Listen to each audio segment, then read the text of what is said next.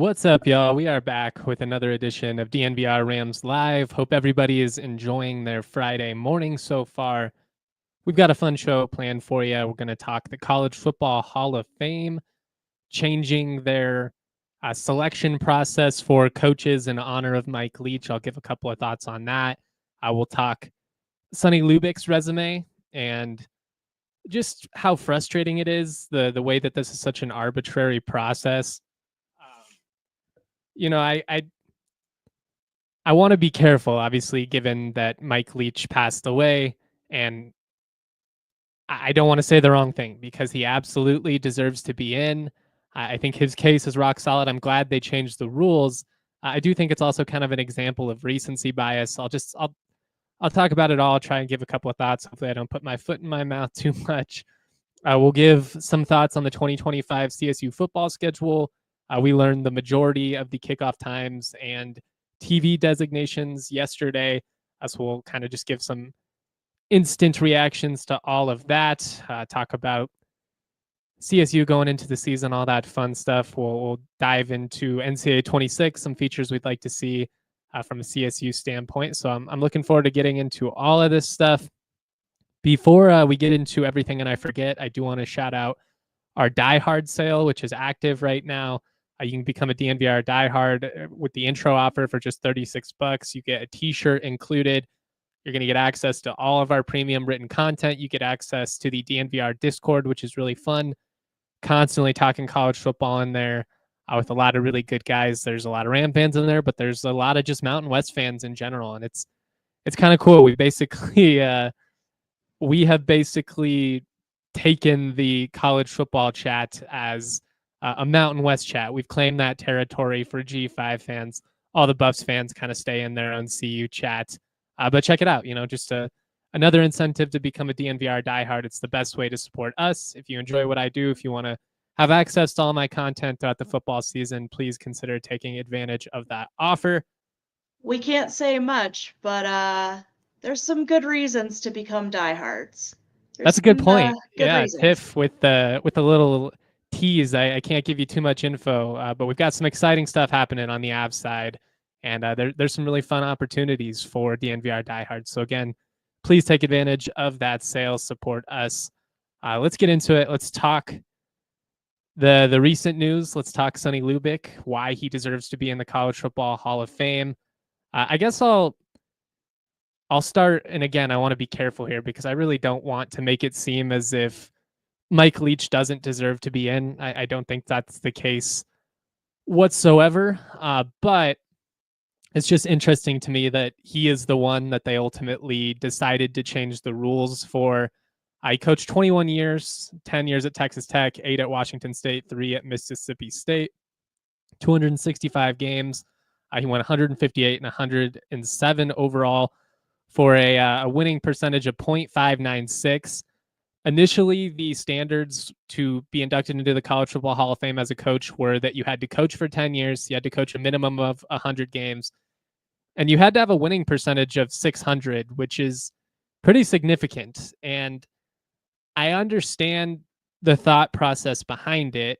You want to have high standards for the College Football Hall of Fame. It's deceptively hard to get into the College Football Hall of Fame as a player or as a coach. I mean, it really is supposed to be the cream of the crop. And by having that standard, winning percentage, it just makes the process simpler, I suppose. But it also means that you exclude so many legends from college football. And this with Mike Leach here was kind of a perfect example of, are we really not going to include somebody who is so significant to the story of college football? And to me, when I think of Sonny Lubick, what really irritates me is you can't tell the story of college football, without including Sonny Lubick and what he did. And I get you want to have high standards. You don't want it to be just anybody that gets in. But I promise you, if you speak to anybody from that time frame, anybody that coached against Sonny Lubick, they would pound the table for him and be just as frustrated as all of we are that he isn't being honored. And like, to see them change the winning percentage, one, it proves how arbitrary it is. And you can just all of a sudden one day decide, this is the new number we're going to go off because we want to make sure that this one guy isn't excluded from the process. And like, again, Leach is deserving. The influence of the air raid is everywhere, not just in college football, but just football in general. And that obviously all dates back to, how Mummy and then Mike Leach kind of took it to the next level at Texas Tech. And I mean, it really started as an offensive coordinator at like Oklahoma. But, we're getting a little into the weeds at that point. My point is that Mike Leach is deserving. It's really cool that they were willing to change the standard and drop it from 600 to 0.595 so that somebody who was such an awesome character, was somebody that was kind of synonymous with college football there for a good 10 plus years. I mean, every single weekend we'd get some type of awesome Mike Leach quote. He was hilarious. He saw the game a whole lot differently than most people did. And again, like, he's a really cool story. He's not somebody that was a D1 quarterback and, eventually became a coach. He went to law school. He was a lawyer. He was just somebody who was obsessed with the game of football and used his brain and used ways to strategize that like were incredibly unique at the time. And I guess, like, I'm not trying to put Mike Leach down to push Sonny Lubick's candidacy. And in fact, I think it's really the opposite. To me, Mike Leach demonstrates why it needs to be a more nuanced conversation, because you can't tell the story of modern college football without Mike Leach. We weren't going to be able to have him in the College Football Hall of Fame. Why not just get rid of the mandatory winning percentage altogether so that there's no question about some of these all-time great coaches who had significant influence? Maybe they aren't as well known on a national level, but, people like Rocky Long and what he did at New Mexico, basically being the pioneer, behind the 3-3-5 defense, which is everywhere these days. And he took it on to San Diego State and had great success there. Like, you're telling me that Rocky Long isn't significant enough to be in the College Football Hall of Fame? Sorry, a bit of a tongue twister there. Sonny Lubick's not good enough to be in the College Football Hall of Fame. It's just really frustrating the way that this process works right now. And if we're willing to change the standards for Mike Leach, why not just get rid of it altogether and make sure that we're having people that are well-versed in the history of the game and understand, like, if you're going to do it by committee and not have it just be by hard metrics, then you probably should have, people that are qualified to make those decisions. But I think when you look at what people like Sonny Lubick and Rocky Long did for their respective schools and how unique that was compared to the rest of the history of those programs, like, to me, winning isn't equal everywhere. Spencer Danielson going into Boise and winning right now, and again, this like isn't meant as a shot at him, but that's a little bit easier of a situation to inherit. You inherited Ashton Gianti. You inherited a program that's had 3 straight decades of success, and like, there are a ton of advantages to that. That wasn't the case when Rocky Long went into Albuquerque. That wasn't the case when Sonny Lubick came to Fort Collins. Sonny did things at CSU that had never been done and are probably never going to be replicated. And he was able to win so consistently at a place that historically that was a really hard thing to do, all while being the perfect representation of what college football is supposed to be all about. Not only was Sonny Lubick a winner, not only was he a dude that had just so much success, but he did it the right way. He didn't cheat. He didn't get in scandals. He never was out there puffing his own chest and making it about him. It was always about his players. He cared deeply about each and every one of his players. He cared passionately about the school and about the community. And it's why he stayed. It's why he was so loyal to CSU through all the years. He had so many opportunities to jump up to bigger programs, and he didn't want to do it because he wanted to win here. He wanted to win at CSU. And it just bums me out because Sonny, with his resume, especially on top of, what he did as a defensive coordinator at Miami, won a national championship. He very easily could have gone to a bigger school and then left CSU behind. And he probably, today would be a more common household name like Mike Leach is. Again, I do think there's an element of recency bias that factors into this whole conversation. It just sucks because he's the exact type of guy you should want to reward. Somebody who stayed loyal to CSU, who was great for his community, who did everything the right way. Like, would his legacy be more significant nationally if he left CSU and did it at Cal Berkeley or whatever, a Pac-12 school, or went back to the ACC or whatever? I just think it sucks that just because he was at a smaller school, essentially, he's not going to get the admiration and the recognition that he deserves. Like, you look at this resume, he's a 4-time coach of the year in 15 years as the head coach of CSU. Twice in the WAC, twice in the Mountain West. That's like 30% of the time he was the head coach. He was the best coach in the league just based on those awards, and he probably could have won it a couple of other years as well.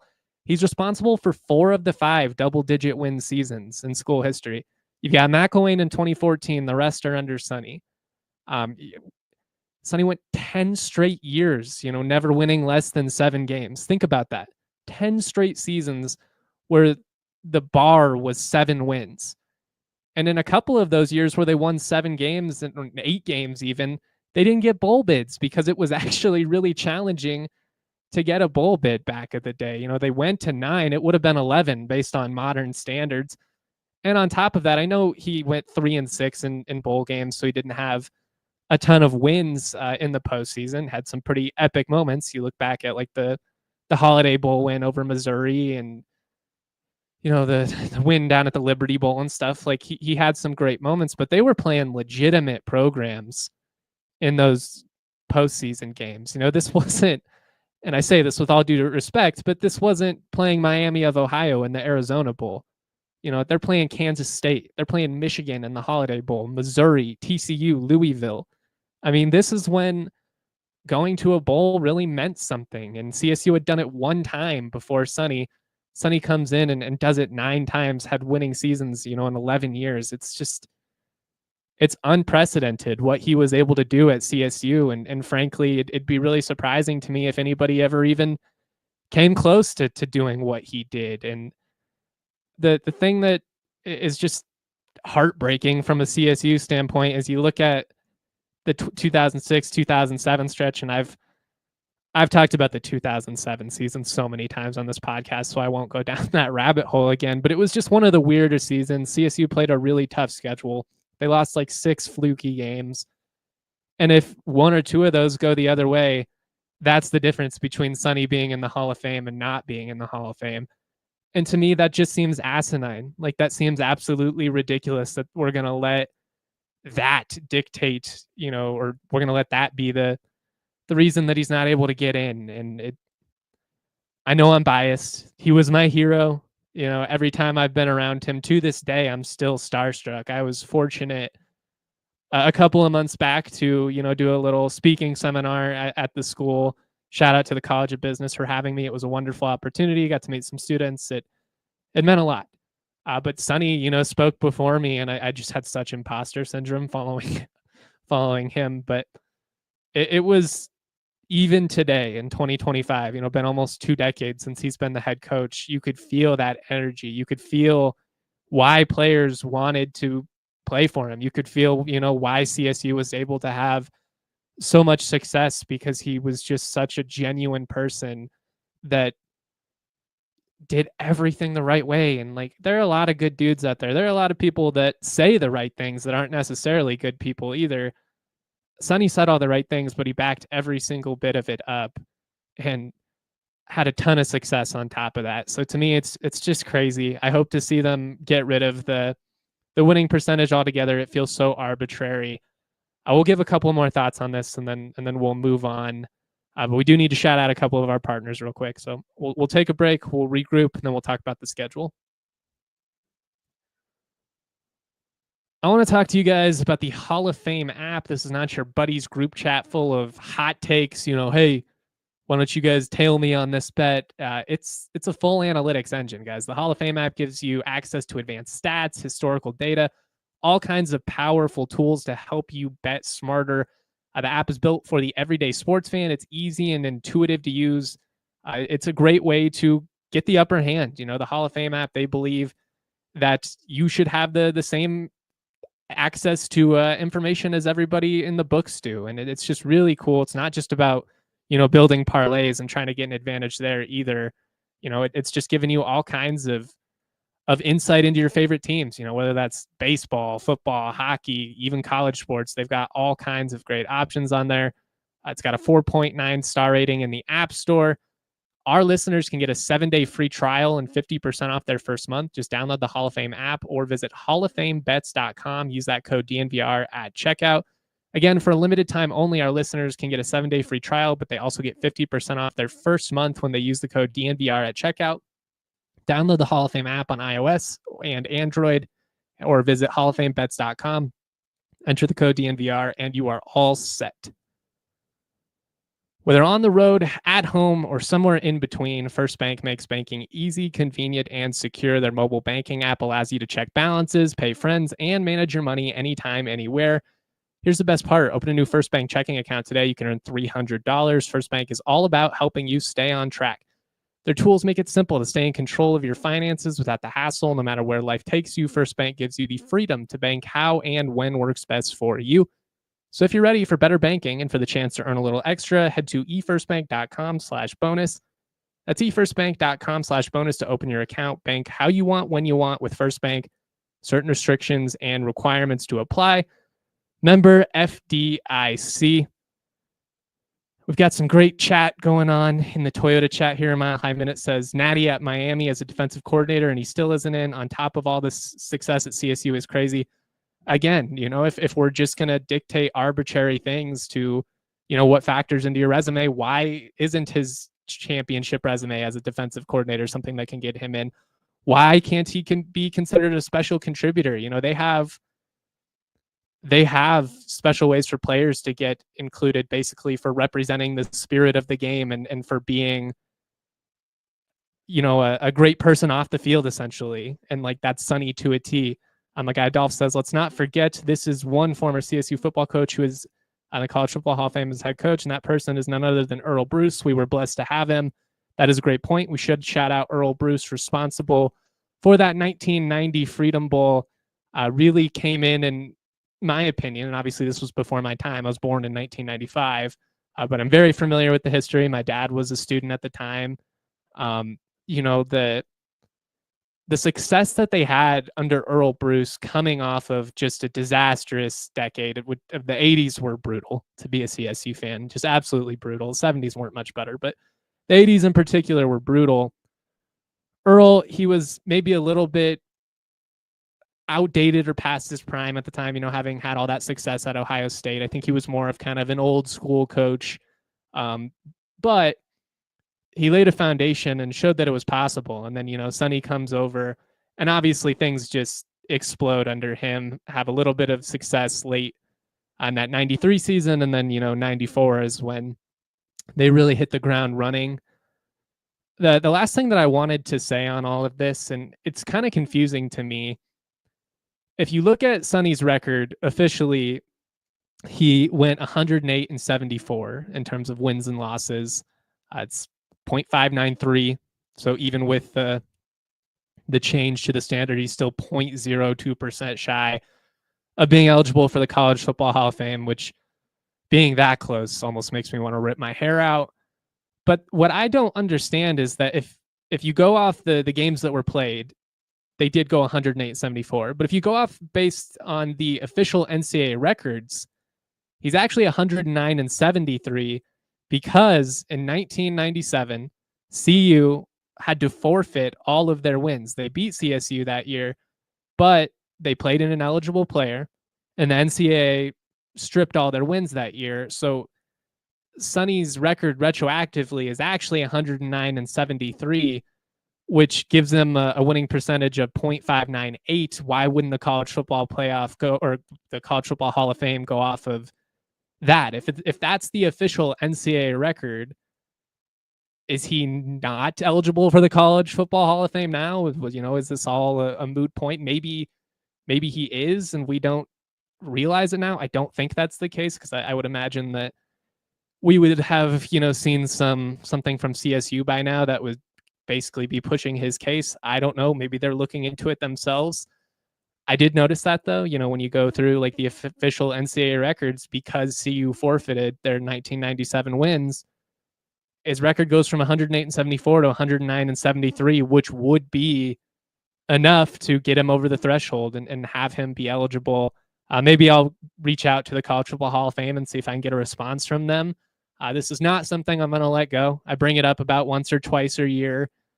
And I want Sonny to get the recognition he deserves while he's still with us and sound of mind and able to appreciate it. And frankly, it probably matters a whole lot more to CSU fans and the CSU community than it does to Sonny himself. I think he's a pretty self-assured person. I think he's pretty, comfortable in his status and recognizes how special what he accomplished was throughout his career. Like, I think to him, it wasn't about the accolades or anything like that, but I do think it'll be a shame if he never gets in, or if, and this would be tragic if he did get in, but it was down the line a lot like, what happened with the Broncos and Pat Bowlen, and he's not able to appreciate that moment. I want to be able to give guys the recognition they deserve while they're still here to appreciate it. And, Sonny's getting up there in years, but he's still incredibly sharp. Again, was around him not that long ago. He still comes by the CSU football practices pretty frequently. He still has an office in the stadium, still does all kinds of stuff with students. It would be so cool to see him get that moment. And I'll move on. I know I've been rambling about it for 20 minutes now. It's probably longer than I needed to. You guys get the point. But it'll be a shame if he never gets in. It really will. And I just hope he gets that moment someday, because what he did is so unique compared to the rest of the history at CSU. And to do what he did, but do it the right way, and to never have anybody say a single thing negative about you, it speaks to the type of guy that he is. And yeah, that's my 2 cents on it all. All right, let's move on. Try and get the vibes up. We got to make the case for Sonny. He's our guy. We're always going to, pound the table for our legend. But the 2025 schedule is out, so we have a little bit of CSU news to react to. Obviously, it gets a little bit quiet here during the off season. But if you missed it, the TV designations and kickoff times were released for the majority of the schedule. There's still a couple that we need to find out. Hawaii and New Mexico, as well as the Northern Colorado game in week 2, are all still to be determined in terms of TV and in terms of what time they will kick off.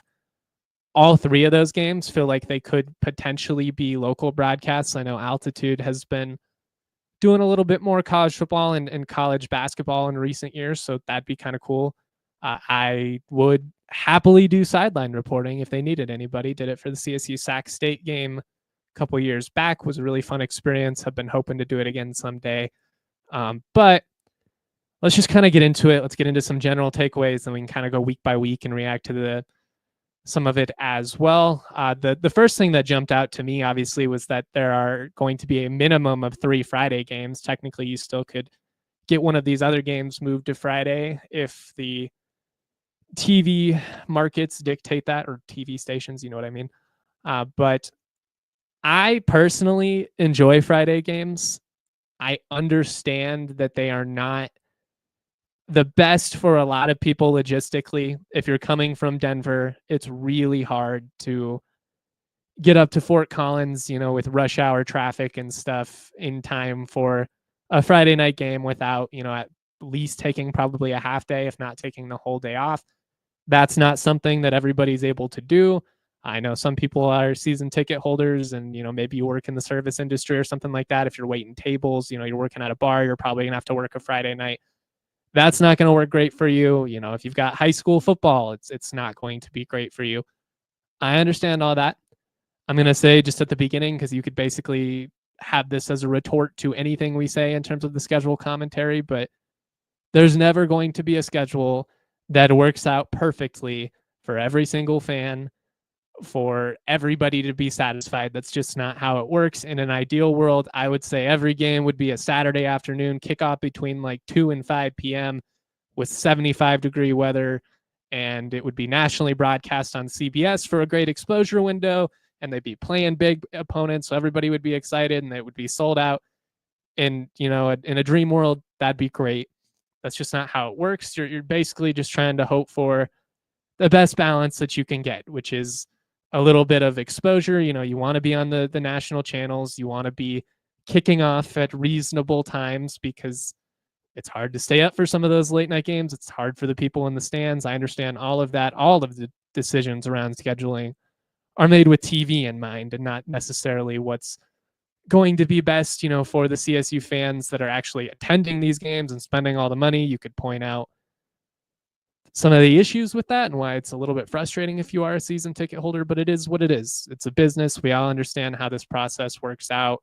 There's no sense throwing a tantrum over it at this point because this is just how it works in 2025. I'll still get a couple of those responses every single year that basically be like, screw the TV, just make every game a noon kickoff at 12. Well, that's not how it works. So you might as well just accept it. But again, while Friday night games are not necessarily great for everyone, the silver lining of the situation is that if you do play on Friday night, not only do you get to enjoy, you know, like Thursday night football, whatever else is on, but you get to enjoy the entire slate on Saturday afternoon without conflict.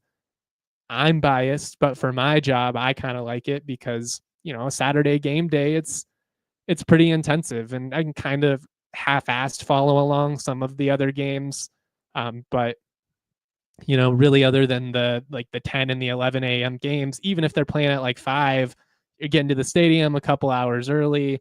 You're not really watching the majority of those games in detail, then you're not able to watch any of the games that conflict with it. I've got post-game, that's a long process. So like a Saturday game day, I'm lucky if I really get to see the majority of like one other game and kind of get to tune in half-heartedly to a couple of others. And if you are, you know, a national college football fan and you love, you know, watching all these games the way that I do, and I know many of you do, that is kind of the silver lining, is that you get to watch CSU's game on Friday, and then you get to have yourself a complete college football Saturday and enjoy all the SEC and the Big Ten and all the big national games. That's something I can live with. I'm into it. I like that the 2 Friday games are back to back. Week 6 at San Diego State, then week 7 against Fresno State, and you get the bye, I believe, in week 8 after that. I should have double checked that, but you know, from a rest standpoint, from a schedule routine standpoint, it shouldn't throw you off too much. I know, again, like it's not perfect for everybody. It's just not going to be. I also understand the complaints of overshadowing high school football, but if we're being realistic with ourselves, Colorado high school football isn't exactly the biggest draw in town anyways. This doesn't help. I understand that. There are probably a couple of people that, if they weren't going to a CSU game at Canvas, you know, maybe they're going and checking out Rocky Mountain or Fort Collins High School or something like that. But you kind of have to do what you're going to do if you're CSU, and you got to lean into these exposure windows. And Friday night, where you get to have your game on a national channel and not conflict with, you know, 30 other games, like there is a lot of value in that from CSU's standpoint. So just trying to look at the bright side of things, you know, again, like I understand it. I'm a Broncos season ticket holder. I was joking with Kevin Lytle yesterday. I was like, it's like they don't even care about how my weekend plans are going to go when they put these schedules together. How rude of them. But we'll keep talking about this in a sec. Let's take one more quick break. Shout out a couple more of our phenomenal partners, and then we'll get right back to the discussion. Mando is a men's deodorant brand that is hyper-focused on keeping every aspect of a man's body smelling fresh and clean. And they mean every aspect. This isn't just your standard underarm deodorant. They've got all kinds of really cool like lotions and just different varieties, because they make deodorant for your whole body. All those stink zones. We're talking your belly button, your armpits, your balls, your butt, your grundle. You want to make sure that all those areas are smelling nice and fresh, especially if, you're trying to impress, a significant other or something like that. You don't want to be smelly. And it's smelly season. So deodorant up, Mando yourself up, and maybe go with that second layer. If you're wondering if it was too much, you'd rather be on the too much than the not enough side of things. Mando was created by a doctor who saw firsthand how normal BO is being misdiagnosed and mistreated. And their starter pack is perfect for new customers. Comes with solid stick deodorant, cream tube deodorant, plus free products of your choice like mini body wash and free shipping. Check out Mando. Make sure you use that code DNVR. Take advantage. Get all of that awesome stuff. Great friends of the pod. You guys are really going to love all their products. All right. I also want to talk to you guys about Toyota. Trucks have always been a part of Toyota's DNA for generations. Toyota's built durable legends, destined for greatness and perfect for Colorado. Whether you're conquering off-road trails or hauling the weight of the world, there's a Toyota truck that's just right for you, like the all-new 2024 Tacoma and the return of the iconic Land Cruiser. Toyota offers 17 models with available all-wheel drive or four-wheel drive, like the Epic 4Runner. They also offer more low and zero-emission vehicles combined than any other automaker to give customers numerous choices to reduce their carbon footprint. 16 hybrid vehicles to choose from, like the Tundra iForce Max hybrid truck. Toyota SUVs take command on the road and on the trail, so you can explore the road less traveled without sacrificing smooth city rides in SUVs like the RAV4 and Grand Highlander. Toyota is a proud partner of CSU Athletics. They're also the official vehicle of DNVR. Toyota, let's go places. All right, let's keep this schedule talk rolling. We've got some great stuff going in the Toyota chat. If I don't get to your question right away, we'll start it and we'll come back to it here in just a second. So I'll get to your question, Joey B, I promise. But Taylor brings up under the lights at Husky Stadium to start the season. That definitely stood out to me as well. I will say a 9 p.m. kick to only be on the Big Ten network is not super ideal. There's a lot of high-profile Week 1 Big Ten matchups. I get that as well. So you're not going to be prime time. I get it.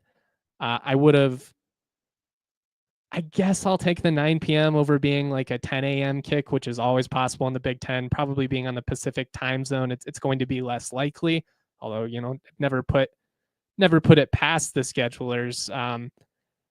I guess the silver lining is that, again, a lot like what I said about playing on Friday night, is that there's going to be a lot of excitement for the beginning of the college football season. The energy's back. You're going to want to be able to watch some of these big profile games. I think like Texas and Ohio State play. I mean, there's going to be a lot of really exciting stuff right off the bat. You can enjoy all of that. You can have yourself a nice dinner.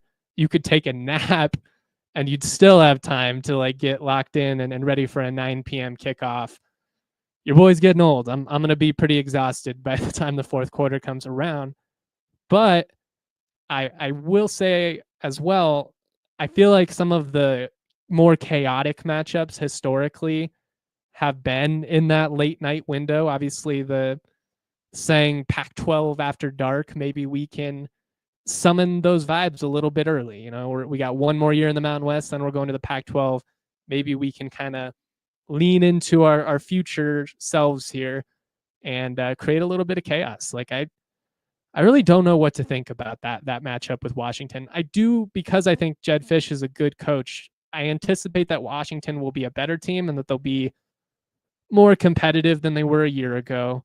I also think that the travel is probably a legitimate factor. I think all those Big Ten teams are probably feeling it pretty heavily by the time, late October, early November rolls around and you're flying from Washington to freaking New Jersey to play Rutgers. Like you're going to feel that travel. It's going to add up on the body.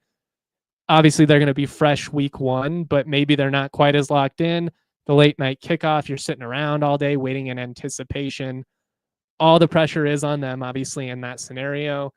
I think the Rams are like 18.5-point underdogs last I saw. So Vegas at least anticipates a fairly respectable matchup.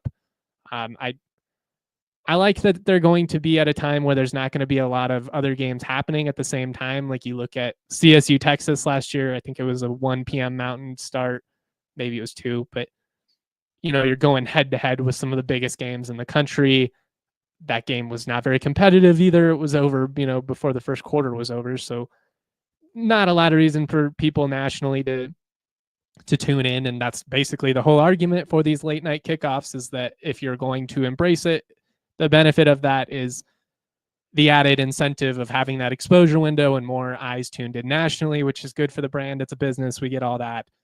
But my gut when I saw this was, well, at least we get to watch the other games, but kind of sucks to have a 9 p.m. kick to only be on the Big Ten network, which I don't think is going to draw a ton of, viewers at that time of night.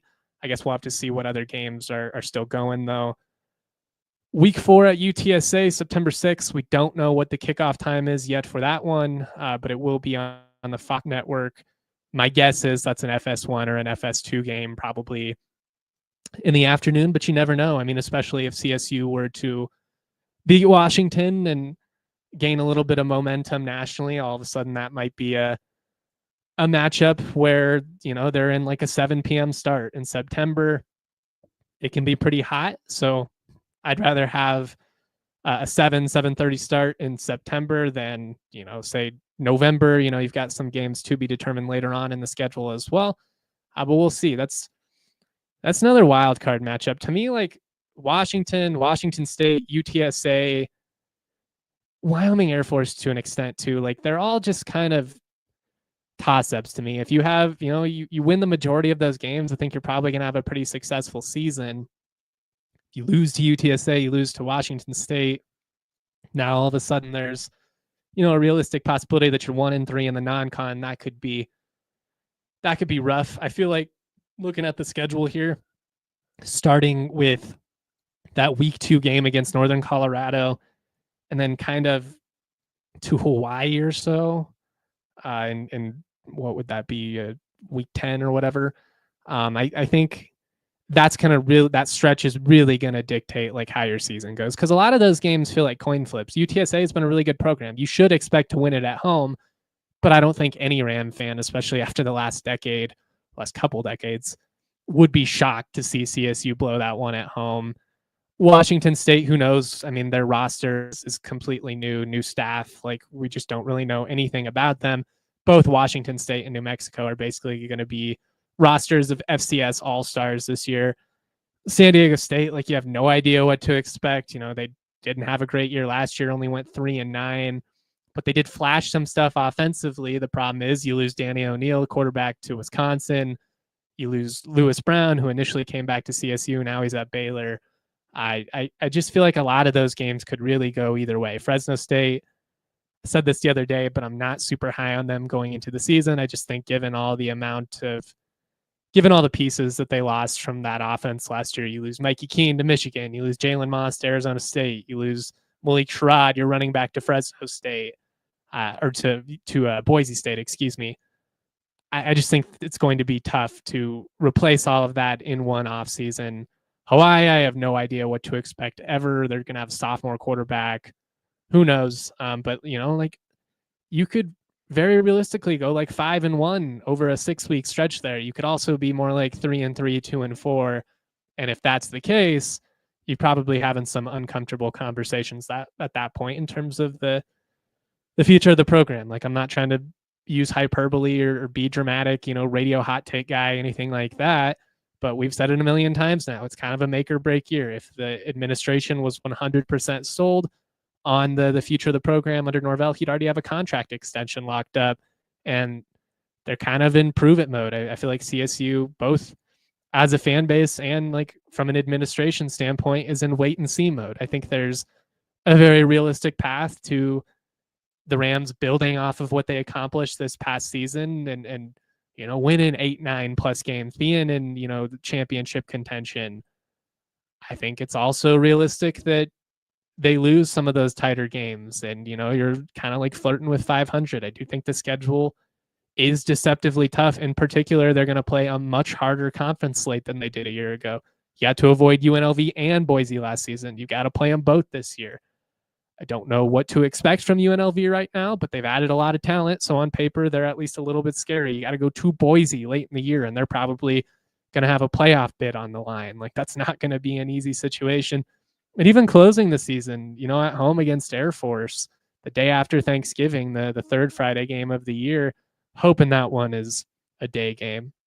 because attendance isn't going to be stellar either way coming off of the holiday, and that could be colder than snot. If it's like a 7 or 8 p.m. kickoff in late November, that could be absolutely brutal. Even like a 5:30 game could be pretty dang cold by the second half. I'm hoping for like a noon 1 p.m. start, something like that. It's going to be on FS1, but that's what I'm hoping for. We won't know that one until a couple weeks out. All the Fox games will use that 12-day out window. So Air Force will be on FS1, UNLV will be on the Fox networks, as will that UTSA game and the trip to Boise State, but we don't know kickoff times yet for any of those matchups.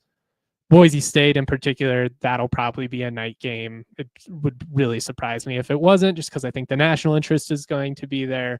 You get Wyoming in week 9, October 25th, the weekend before Halloween, right before a bye. That'll be a 5:30 start. I like that it's in October. Been a while since we had an October border where I talked about that. I think when the dates were initially released, and historically CSU's had some success in those CSU Wyoming matchups before Halloween.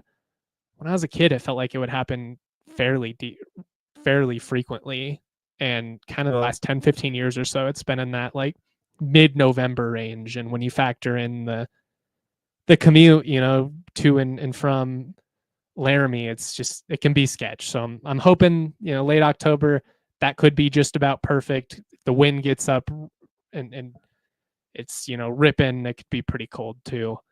But yeah, I mean, that's kind of the general takeaways there. That UNLV game, week 11, like that could be an FS2 game if CSU and UNLV are mediocre and not in the mix. That could also be like a primetime Fox game if they're both, at least even in the conversation of being ranked, and there's Mountain West Championship implications on the line. If that's the case, there's also, college football playoff implications, just because likely the Mountain West team should be the G6 team to make the playoff most years, especially now that the AAC has been handicapped by the Big 12. But those are kind of my instant reactions to the schedule. Again, nothing's ever going to be perfect. I do like that you can tell there is an increased interest in CSU football going into the year from the TV standpoint. I mean, last year, I think it was at this stage, it was only like 5 or 6 games, coming off of, maybe that was 2023. Just coming off of that 2022 season, you could tell the last 2 years there wasn't quite as much interest in CSU from a TV standpoint. You had the showdown on CBS last year, but like a lot of the conference games, it was going to be TBD. Will it get picked up? Will it not? A couple of them did, because CSU ended up being a pretty competitive team. But you can tell from this that there's interest in CSU, because games like UTSA are going to be on the Fox network and are not going to be on the Mountain West network, because the majority of their conference games have been picked up. And even Hawaii and New Mexico, it would surprise me if FS1 or CBS or somebody didn't end up picking up one of those down the line. If not, maybe Altitude, maybe it ends up being a regional broadcast, something like that. But it's an intriguing schedule. Ram Hill says, I'm probably delusional, but I feel like 10 wins is very possible with the schedule. I think it really depends on how our defense is this year. I think the ceiling in theory is fairly high for the Rams this year. The question to me is, what is the floor? And I think some of that will be, like you mentioned, based on how the defense looks, how they're able in particular to perform early on in the season. I like a lot of the guys that they've brought in. I like what they've done on paper, and I think they're going to be more explosive. I think they're going to be more athletic. And I think that under Tyson Summers, because of the aggressive way he calls games, they're just going to create a heck of a lot more havoc. How consistent are you, though? Like the fear with this type of defense, and really we watched it play out in 2015, the one year that Tyson Summers was here before he went to be the head coach at Georgia State, was that they did get a lot of sacks. They did create a lot of turnovers. They also gave up a ton of big plays. And, if you're not disciplined with your rushing lanes, if you're not making tackles in the open field because you're sending extra guys in the backfield, there's less guys behind you to step up and make plays. So we'll kind of see how they perform, what the chemistry looks like in September. If they're firing right off the bat, I think that'd be a huge asset for this team. And especially because I just think that would give you a little bit more confidence to open up the offensive playbook. And I think that's going to be a big key for the Rams as well. I understand why they changed some things last year schematically. I think it made sense to, be more of a ground and pound team and try and play ball control and just limit how many times the opponent got to be out on the field offensively. They just didn't feel like the defense could hold up with any type of consistency. And I think there was some proof in that when you look at the last couple of years. Like, they had some nice moments last year, but in some of the biggest moments over the 2023 and 2024 season, the defense struggled to get stops late. Like, they did get that interception, I guess, to seal the deal against Utah State, but they also got torched before that. They slowed things down in the second half against Fresno State, but they gave up, what was it, like 4 touchdowns in the first 20 minutes. So they're going to have some consistency there. If they're able to find it, I hope that whether it's Norvell or Mummy solo or a combination of the two calling the plays, I just hope that they're willing to trust BFN a little bit to kind of try and take things to the next level. And, if he's not able to do it, then you have to reassess. But he's got the arm talent. It's his 3rd year as a starter. You've got a lot of talent around him at the skill positions. It's kind of now or never if this offense is going to click or not. So it's a big question mark, but I do think that there's realistic reason to be excited, going into this year. I think there's a good chance that the Rams will be competitive. I think anything less than, I guess it'll depend on who those wins are against, but anything less than 7 wins, I think, would be considered a pretty big failure given what you bring back, the continuity you have in your staff compared to, the rest of the league. You get to play a couple of first-year staffs again, between UNLV, Fresno State, and New Mexico. San Diego State's only a second-year staff, same with Wyoming. So, and Boise too, technically. Jay is one of the more tenured coaches in the league now. It's Troy Calhoun, then him, then Timmy Chang, which just speaks to the amount of turnover we've had within the league in recent years.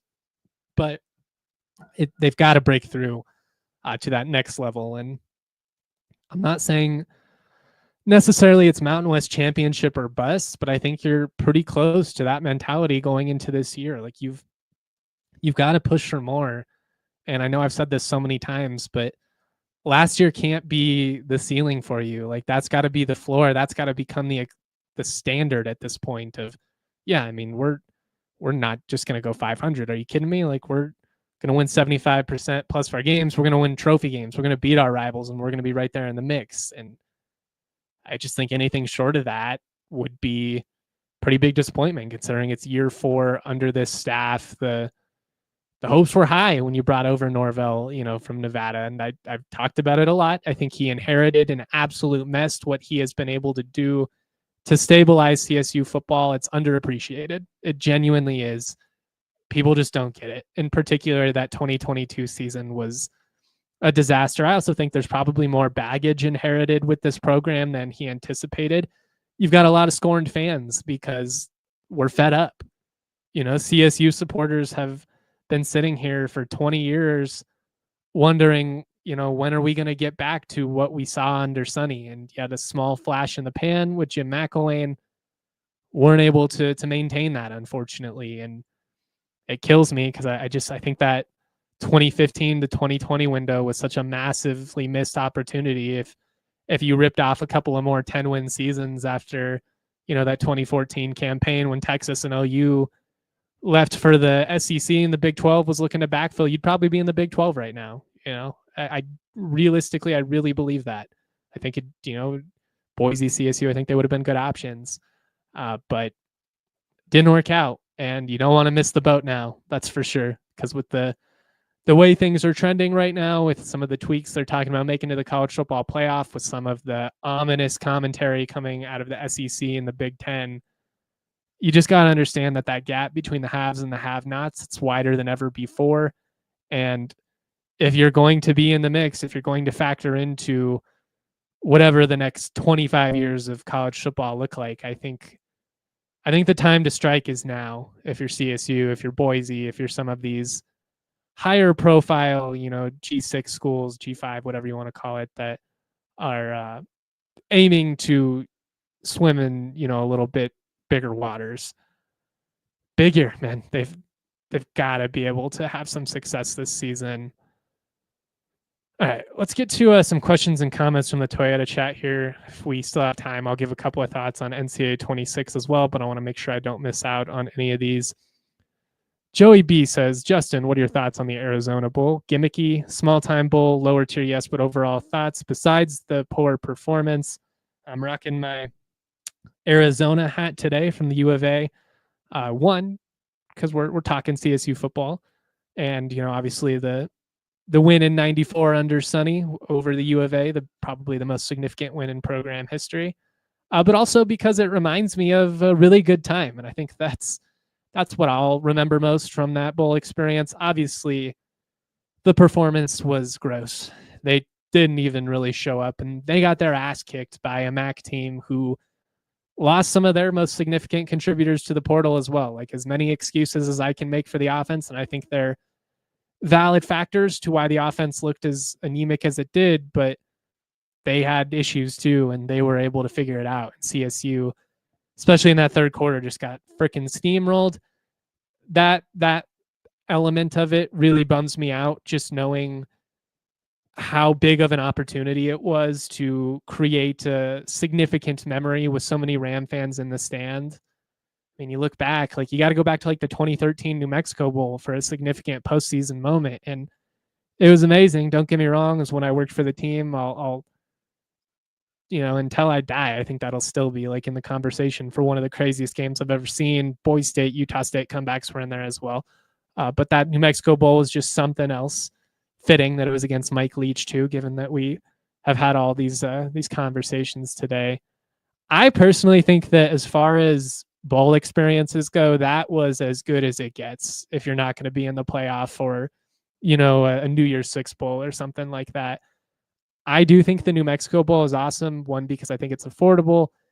It's assuming the weather isn't too bad and fairly easy drive, coming from Colorado to New Mexico.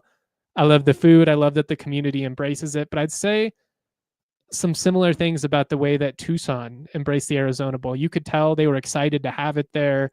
It was cool to, go around town. The food options were great. And I think back to like the pep rally that happened I think it was the Friday night before the game, and just seeing thousands of Ram fans and how excited they were. It was cool. And if you're not going to be in the playoff, I hope they're back in the Arizona Bowl next year. I guess I'll say that. So that kind of tells you where I stand. I think it was a lot of fun. And I think it has a chance to be a pretty desirable route, if you're not going to be in one of those more premier bowls. Give me that over the Potato Bowl or some stuff like that, Joey also wants to know, big question of the show, will Justin Michael be at Canvas for professional bull riding and country music concerts later this summer? If there's anybody with CSU connections that could get your boy in, I would love to see Tim McGraw. I love going to the rodeo. It was a big part of my childhood growing up in Denver, going to the stock show. I've got a lot of cattle ranchers in my family, so it is kind of ingrained in me. I'm not a cowboy. Don't get me wrong. I'm not trying to be that poser. I grew up in Lakewood. I've been around it. A lot of friends, a lot of family that are in that lifestyle, but it's not me. That said, I do love the rodeo. I would love to go. I think it's such a cool opportunity for CSU, and the fact that, PBR is coming to FOCO instead of Cheyenne. Like, this could be a pivotal moment. If this is a major success and, it makes a bunch of money and it goes off without a hitch, like, we might just pass up Cheyenne as, the premier spot, for when the rodeo's coming through this part of the country. I'm sure it's going to be kind of chaotic. I do wonder, how it's going to all work out logistically, because I assume you're going to have even more people than you would for a football game, although I'm not 100% on that. But I think it's really cool that CSU was able to do that. And I think it's exciting that we're starting to see CSU have concerts at Canvas Stadium. That was part of what was, sold with the vision for Canvas. I know there was like a couple of years where they weren't allowed to as they figured some things out. There's some weird fine print stuff behind the scenes that dictates some of that type of stuff. But I mean, how cool would it be if Canvas became somewhere a lot like, Folsom usually has a couple shows a year where like the Grateful Dead, some really big names come through there. Like, I'd love to see some big rock bands come through in the future, or, whoever you want it, Zach Bryan, whoever you might be into, like it would be cool if like once or twice every summer, a lot like we're going to have this year with John Party and Tim McGraw coming, if there was a big concert for the community. I just think it continues to help elevate CSU's brand, and it's just cool opportunities for the fans. So I'm really excited for that. Might be a little bit out of my price range, unfortunately, just as if you're, maybe they've got credentials. I'll have to look into it, or maybe John Weber or somebody out there can hook your boy up. I turned 30 in like a week. It is my birthday. Shameless plug there.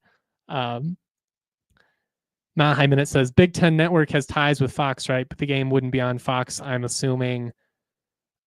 I think so. I'm not 100% sure on that. Admittedly, I don't think I watched a ton of games on the Big Ten Network this past year. I'm hoping that I have it in my Fubo sports package. I'm gonna have to keep an eye on that, or if I'm not going to Washington, which I don't really know yet, I'll have to figure out a way to make sure I've got that game on. Mile High Minute also says I'm more confident in CSU versus Washington than I was last year versus Texas. 100%. I said going into the year last year, Texas was the most talented team in the country. On paper, I still believe that's the case. We saw it in full effect, just how good that team was. Really, really just a brutal way to start your season. Oh, what's up? Shout out to Azure. I hope I'm pronouncing that right. Friend from the DNVR Avs podcast. If you guys are into hockey, I will be on the DNVR Avs show today at noon as well as Monday. Much, much love to you. Thank you so much for supporting our content. I'm going to save some thoughts on NCAA 26. I guess we can just throw them out here. We've got like 2 minutes to kill. Some things I want to see in the new video game. And if you got more questions, comments, throw them my way. I'll get to as many as we can here. Obviously, we want to see fans in the new Belgium porch. It looked really wonky. Last year, I was just excited to have the game back. I kind of figured as the updates rolled in, that would be one that they figured out. Didn't end up happening. It does seem like, based on a lot of the trailers I'm watching, they're adding some of those more intimate details to the process, which would be really exciting. It'd be cool to see Comatose featured in the game. Can we have Cam the Ram? Like, they put a bunch of mascots and they don't put Cam the Ram. That one definitely bummed me out. The Canvas Chaos light show would be kind of a unique feature going into the fourth quarter. I'd love to see them add more unique chants, like Proud to Be, the CSU fight song, that type of stuff. I want to see them, when you win a rivalry game like the Border War, I want to see the players celebrate with the bronze boot more than they do. Even in like 2008, 2007, like back in the old games, the players would still have some pretty cool celebration features with the trophy. Show the team running over and grabbing it from the sideline and holding it up and passing it around. Like, it wouldn't be that much to add that in. Hopefully the alternate uniforms are in there. Yeah, Ramhill, great comment. Hopefully they figure out that black isn't one of our school colors. Any stripe out you do, it would be black and green. It didn't make sense. Even make it green and white. Just those little details are what could potentially take it to the next level. I'd love to see more uniform options, kind of like NBA 2K. Let me rock the 2002 iteration of the CSU football uniforms with the Vegas gold, the BVP joints. Those are, in my opinion, the best CSU has ever looked. Let me rock the Russell Athletic Pete Thomas threads in like 2010 with the weird little pube looking things on the shoulder. I thought those were so cool at the time. I'm not even gonna lie. Like, when they came out, I was super into it. We were all in like the Oregon mindset. We gotta have all these cool uniform combos. Give me the 1990 Freedom Bowl uniforms. I want to rock the yellows. That'd be a lot of fun. More uniforms would be cool. I want them to put Bill Belichick's girlfriend in the video game. I doubt Belichick is, so give us his girlfriend on the sidelines. Give us crying fans in the stands doing a surrender cobra. I want to make some Buffs fans and Wyoming fans cry while I run up the score. I want to see him drink out of the bronze boot. I don't know. It'll be fun no matter what. It's just great to have the game back. All right, I know this was a little bit of a random episode. I appreciate everybody that was rocking with us. Really lively comment section in the Toyota chat, which I always appreciate. We are going to have to move the schedule around a little bit these next couple weeks. So I'll tweet out some of that info. I think next week is going to be Wednesday, Thursday, and then the following week is going to be Thursday, Friday, I think, based on some travel stuff that I'm going to have going on. But we'll still have a couple live shows every week. We'll get back to 4 shows a week too when we get a little bit closer to football season.